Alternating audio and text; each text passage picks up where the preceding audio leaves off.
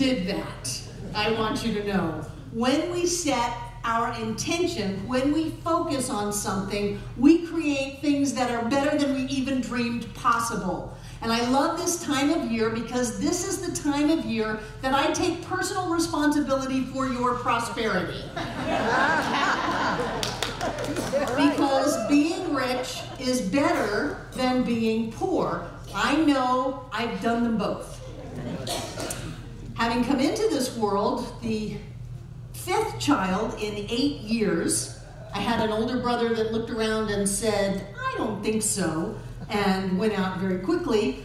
I knew what it was like to live in the world of have not. Haven't got enough time, haven't got enough money, haven't got enough food. We used to be told we ate when we didn't eat. I mean, do they think that children just don't remember? Banned from neighbors' yards, and I learned how to steal at a very young age. But having done that and found my way in my 20s into this teaching, I know what is possible. I know that if we get hold of our thoughts, and if we learn how to focus, if we set intentions and have the willingness to do the inner work to change how we see the world, how we see ourselves, how we respond to circumstances, to do the tough choices, which isn't go into the old stinking thinking of complaining and looking at lack and limitation because that's all we ever knew. The tough choices are to learn how to say yes.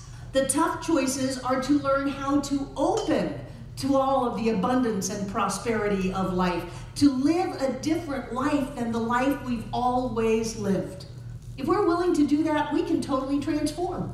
We can transform inside of ourselves, and then that transformation manifests on the outside.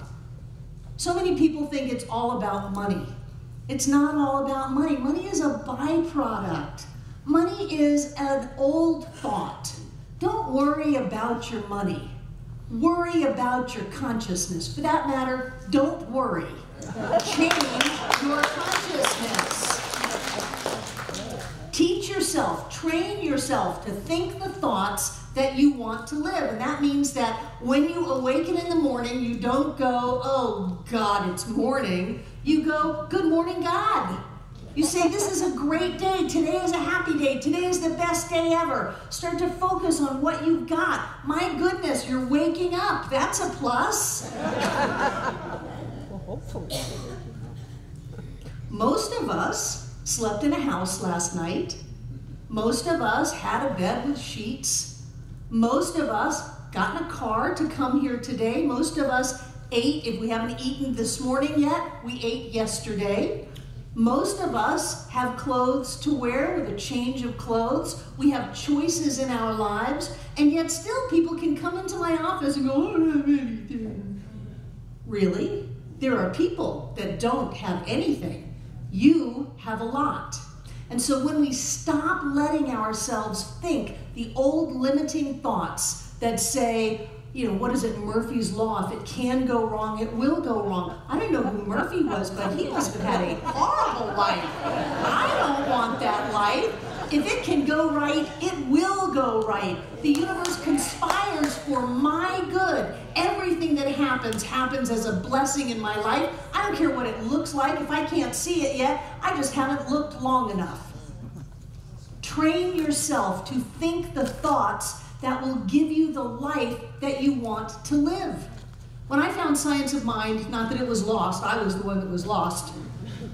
When I found Science of Mind, I was 28 years old. Might have been 27, it was a while ago. And I had solidified a belief of poverty in my life, that I was really good at acting out. And so I had gotten myself, you know, the geographical locations that say if I can only get rid of this, get away from this one person, everything will be all right, except we take ourselves with us. I had negotiated a move from Central Florida to Eugene, Oregon. And in the process, I had made a detour to Prescott, Arizona, where I went off a 40-foot cliff and the driver died, and I cracked my skull and lost the last pennies that I had in my life. Took a Greyhound bus back to Eugene with my 3-year-old child and was sleeping on someone's floor. So I am not foreign to this idea of not having. I don't say that as a badge of honor. Those were the dark days, and I'm all about being in the light. But I know what it's like to not know where you're going to sleep, how you're going to feed your child, and what you can do to make life work. Just to not know. It's not that I was lazy. I would do anything. I would have done anything to have my life work. I just didn't know. And I was so entrenched in this lack of self-worth and this self-deprecating conversation that the only thing that I could create on the outside was a mirror reflection of not having anything. Until finally, I'm sleeping on the floor, and one of the people who actually lived in the house kind of kicked me because I was in the middle of the living room and said, "We're going to church, do you want to come?" And I thought, oh my God, if they're like the Methodists, they have coffee.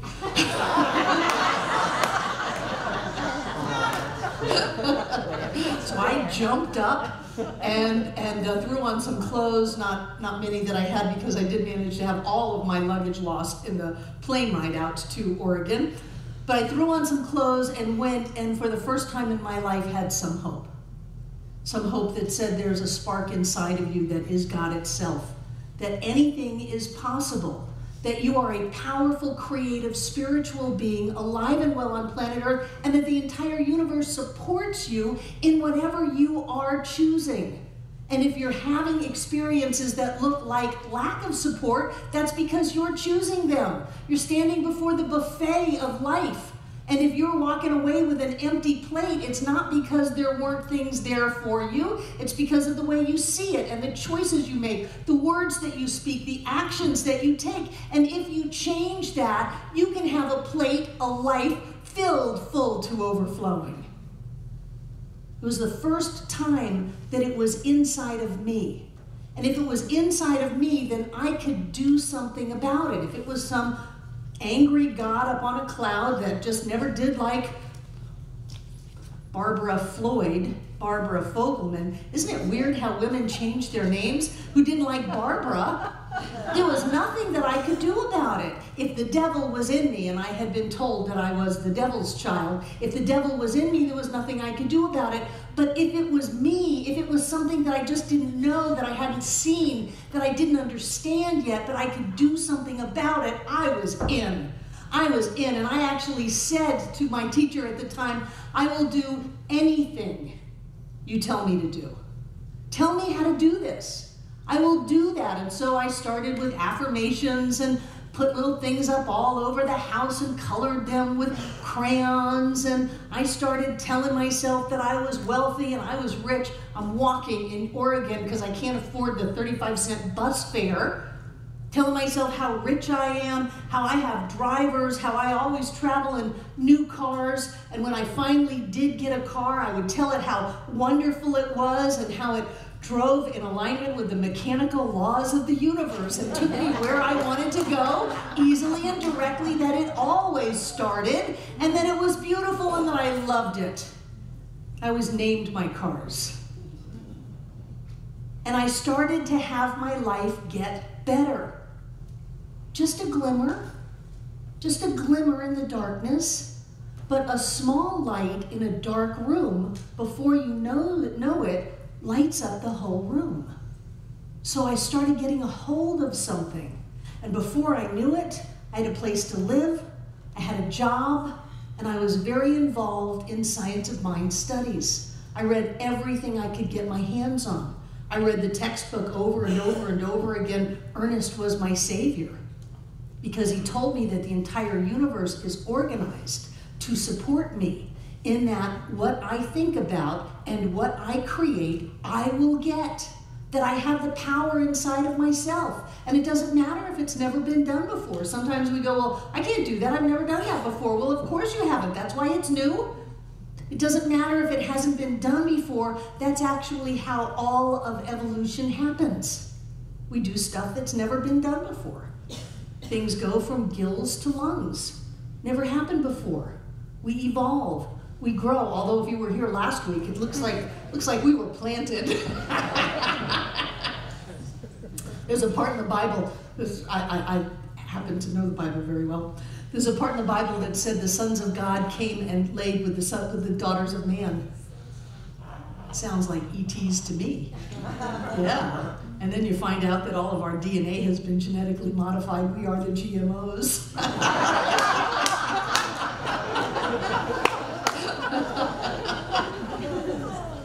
So I found out that there was something inside of me. Yeah, ponder on that, Curtis.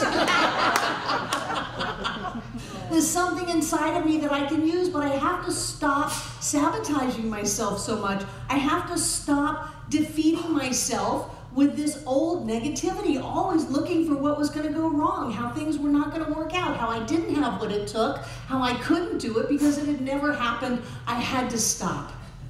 And I got to where I would just talk nonstop to myself. Nonstop.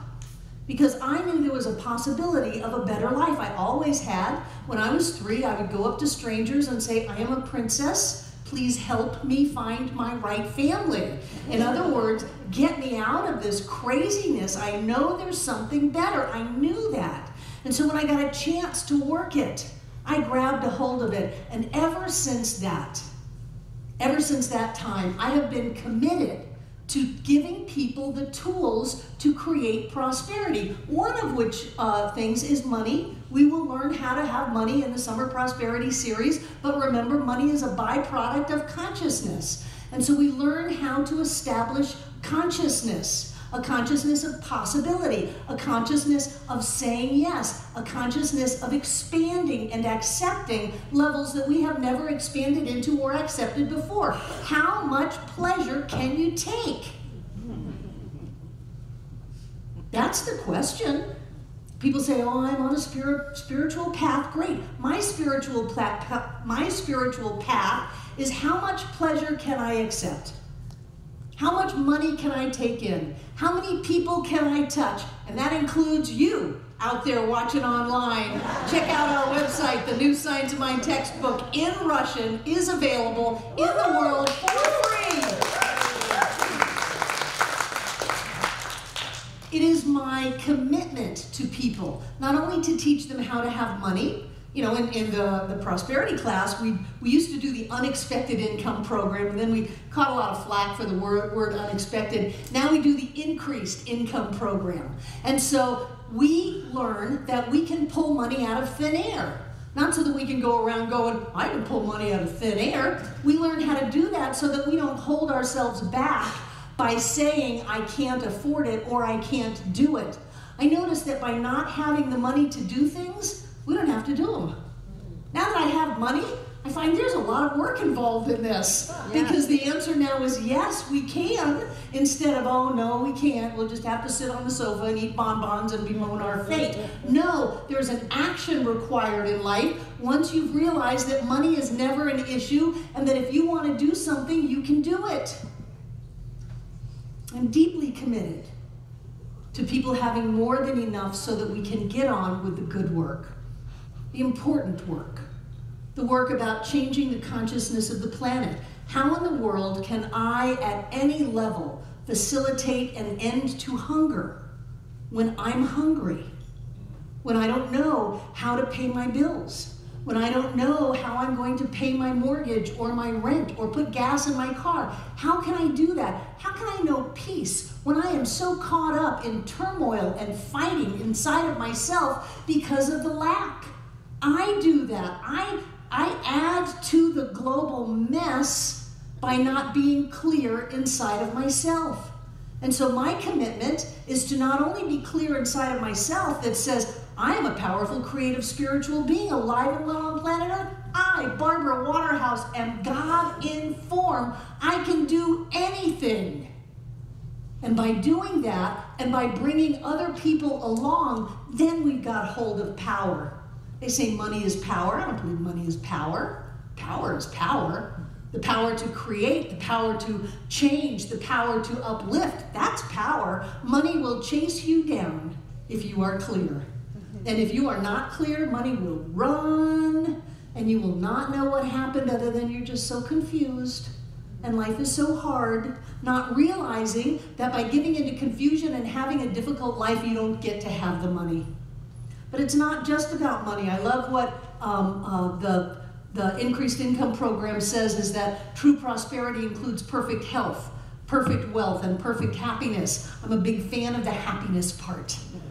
I believe that it is our spiritual job to be in our joy, to be in our joy, to be in our joy, no matter what. I've never seen a master or a mystic or a sage that was not joyful. It's so important to be in our joy. If we are in our joy, money will track you down. So if you don't have all the money that you think you should have, check out your joy level. And if you raise that, money will track you down. What kind of a person are you to prosperity? Do you take risks? I found that people who demonstrate prosperity, it didn't just fall in their lap. They had to do stuff. They had to open up to new ideas. They had to take risks. They had to put themselves out there. They had to try new things. I have not found that you can hide and be safe and be wealthy and joyous at the same time. Now, if you can, please clue me in. I will let you come up here and teach us all how to do that, but I have not found that. That whenever I look at a situation and say, I want to pull back, I want to shrink, I want to close down, that it affects every area of my life. The first thing to go is money. And whenever I can look at a situation and say, that's risky business, that's exciting, that's something different, that's something new, I might fall on my face, I might lose everything, I don't care, I'm going to go for it because I'm going to live in this life. Then money shows up, more opportunity shows up, people show up, things happen that I never even knew were in the works. But because I have changed my consciousness, my thought, my focus, that stuff shows up.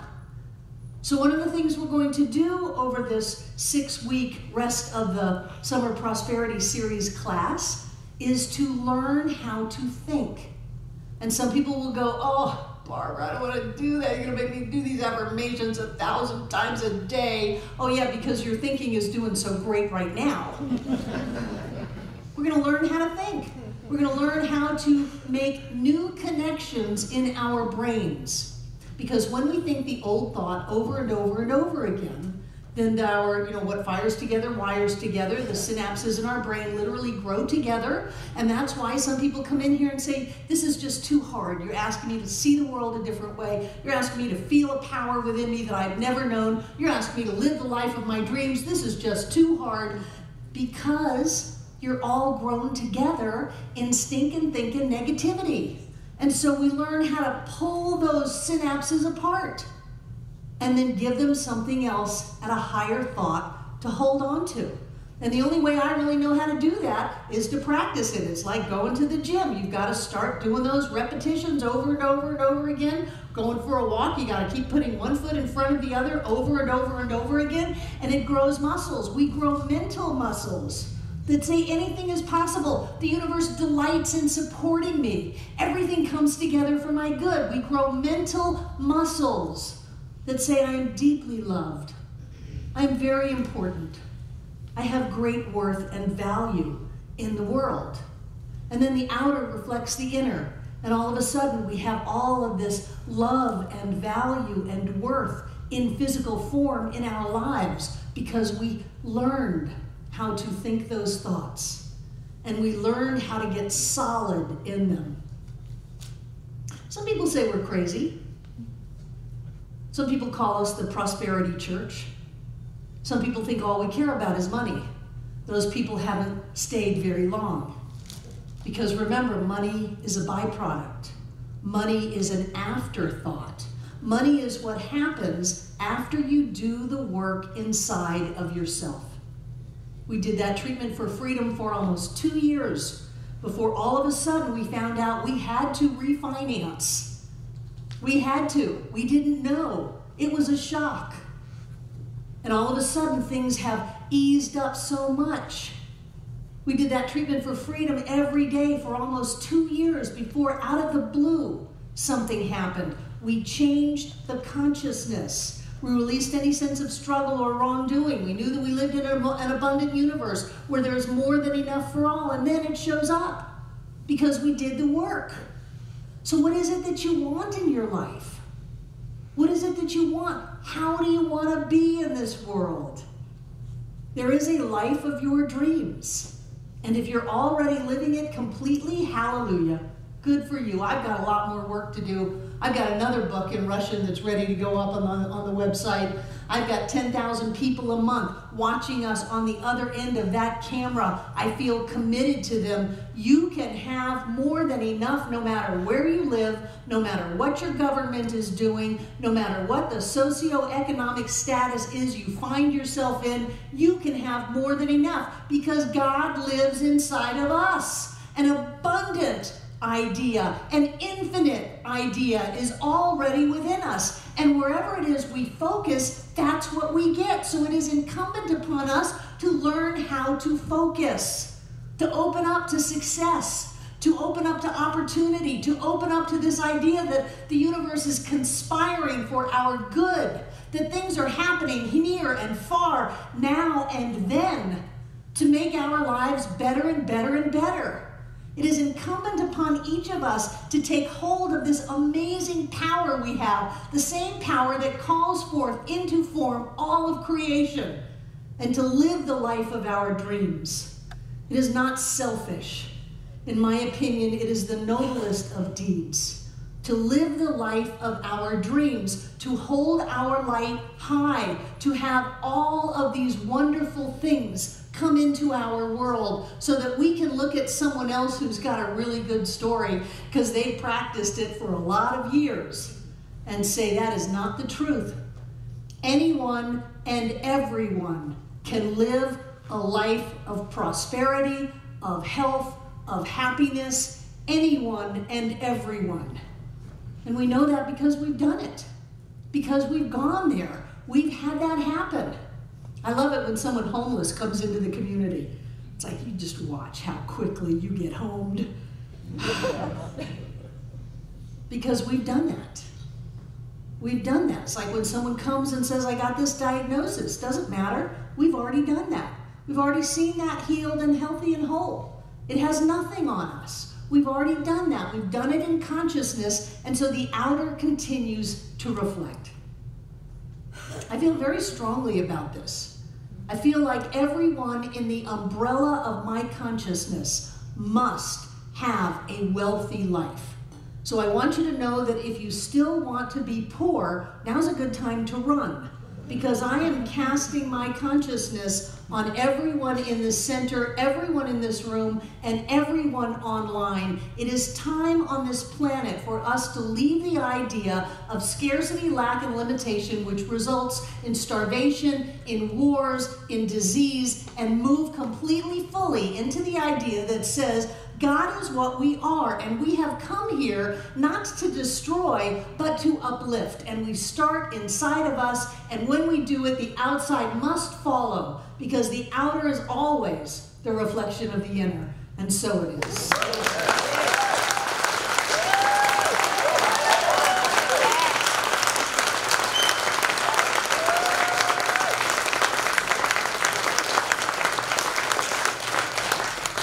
So thank you, thank you, thank you. Our welcomers are coming up. Who's here for the very first time? What a good idea you had. Welcome to Center for Spiritual Living. Welcome to Center for Spiritual Living. I'm so glad you came. Keep your hands up so Selena can see you. Who else? Welcome, welcome, welcome. Welcome, welcome. Welcome, welcome, welcome. I think we have the best center ever. I think we have the best people ever. I think we have the best music ever, the best ministers ever, the best practitioners ever. I think we are the best center ever, and that does not negate any other center. Everybody can be the best ever. See what a prosperous and abundant world we live in? Yes.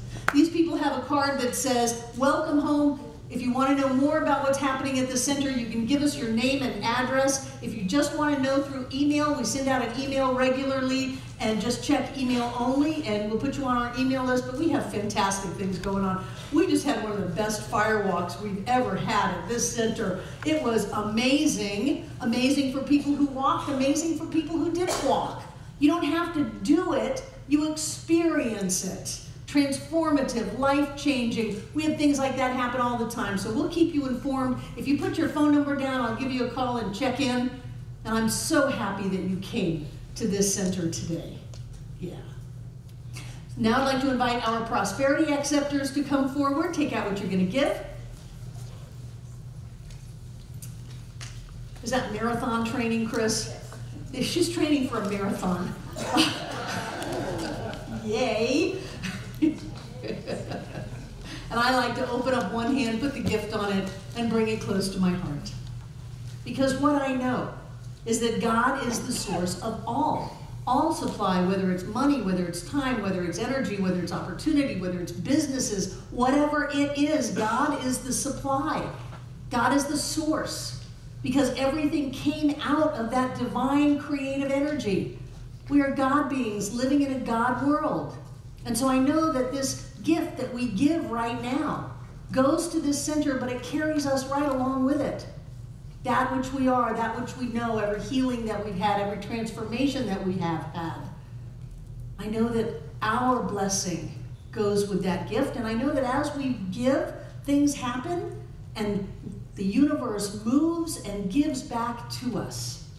And so right here and right now, we open to accept all of the blessings of life, all of the good that is ours now, the life that we were always meant to live by being who we have always meant to be. And in that, I know that each of us joins together to make this Center for Spiritual Living Asheville all that it was ever meant to be.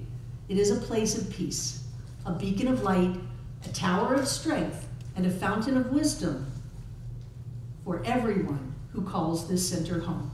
And we'll repeat our investment affirmation together aloud. I freely and joyously give from the abundance and fullness of my overflowing wealth, knowing my gift goes with love as it touches and blesses the world. And so it is.